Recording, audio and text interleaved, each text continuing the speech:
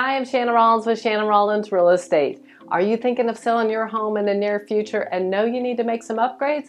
Well, I've got 10 quick, easy, inexpensive tips for you that'll help maximize the value of your home.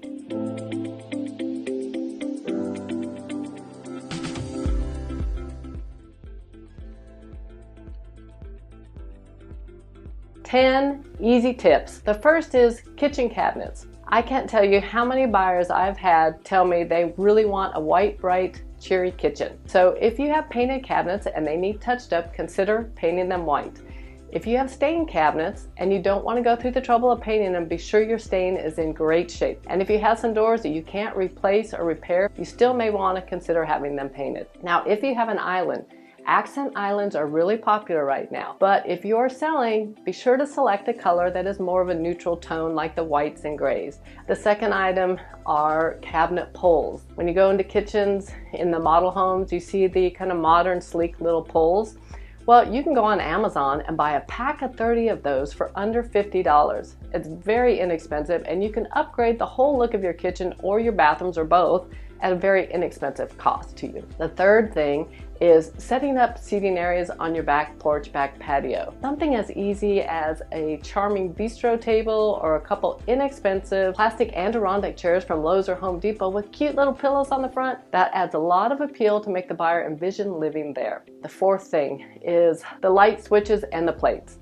If they are not bright white, and they've gotten yellowed over time, which that happens, it's time to replace them. You can do that for less than $1 on each of them, and it really will brighten the home and make it feel clean. The next item is moldings. Adding some moldings into your home, crown molding, it really elevates your home. So if you can't afford to do it through the whole home, you may consider doing it just in the public areas, in the living room and in the owner suite.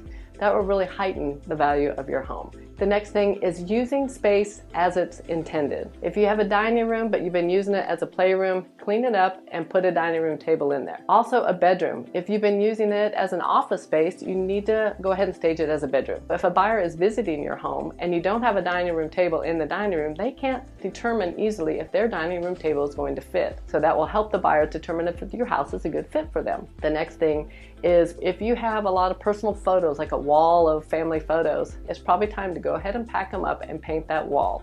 Or if you have a lot of decor that is specific to maybe going on vacations that you've collected over time, you might want to go ahead and pack that up now too. When you go into a model home, you notice that designers design it to be more neutral and appealing so it can appeal to as many people as possible. And when it's time to sell, that's what you need to do as well. The next item is fixtures and lighting. If you can get rid of some of those bright, shiny brass fixtures from the 90s, that'll help. But an easy thing to do is you can take them down and spray paint it. You can get a can of primer and paint, that's one can, and spray it to the color that you want. By the way, you can do this with your poles that are on your cabinet as well if the style is still, pretty current. Quick, easy, but both of those things will really make a big difference in your home. Neutral paint, that goes a long ways. If you have a room that needs touched up anyway, go ahead and paint it a neutral color. A color that is very specific to a person's like might turn off another buyer, so it's better to make it neutral. And if you have wallpaper, don't take down the wallpaper because that can create a mess.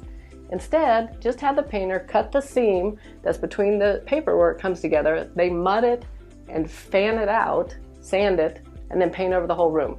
It makes a big difference in all price ranges of homes. Same on the outside of your home. If you need to touch up the paint on the outside of your home, go ahead and do that. The last thing is upgrading your curb appeal and landscaping. Are your flower beds cleaned up, free of weeds, fresh mulch? Is the grass mowed and blowed and edged? Get everything cleaned up and then consider, do you need to upgrade or add some landscaping? I always like to have fresh flower beds. If you have no flower beds, you might consider adding them. There's almost something blooming all year round, so you can have some kind of bloom that can make it welcoming. Or put some potted plants on your porch that might also give it that fresh feel. And if you have overgrown shrubs, trim them down. If you trimming them down creates just big sticks, then it might be time to replace those foundation shrubs.